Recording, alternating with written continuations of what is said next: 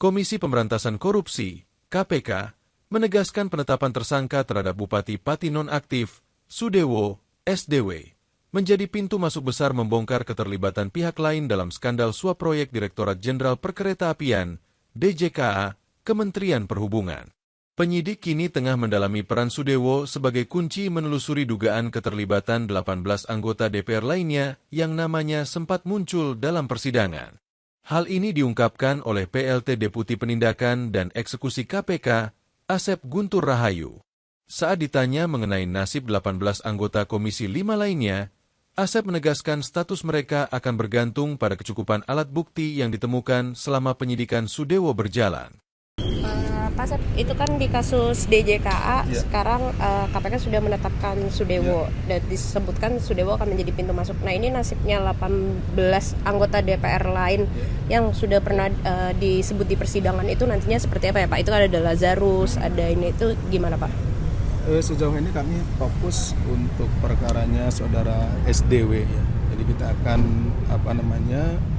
menggali semuanya, tetapi tentunya difokuskan kepada saudara SDW karena yang saat ini sudah naik ke penyidikan adalah saudara SDW, itu berbarengan dengan perkara tangkap tangannya ya dengan sana. Nanti kita lihat di penyidikannya seperti itu. Berarti nasib 18 orang itu nantinya akan ditentukan saat penyidikan gitu Pak, atau seperti apa Pak?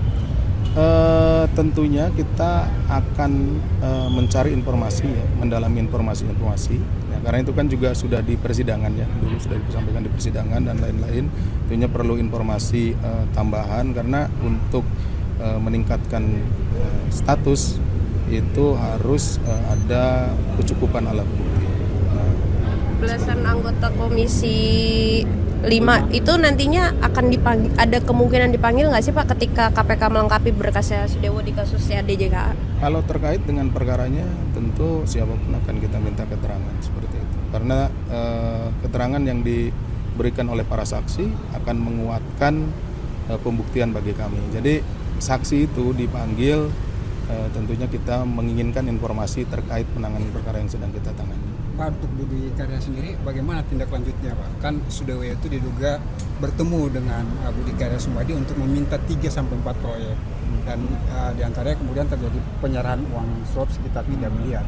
Itu bagaimana untuk BKS? Saat ini kan baru mulai nih di untuk saudara SDW ini di perkara DJKA, baru kita mulai penanganan perkaranya atau penyidikannya, jadi ditunggulah informasi itu. Jangan lupa subscribe ya.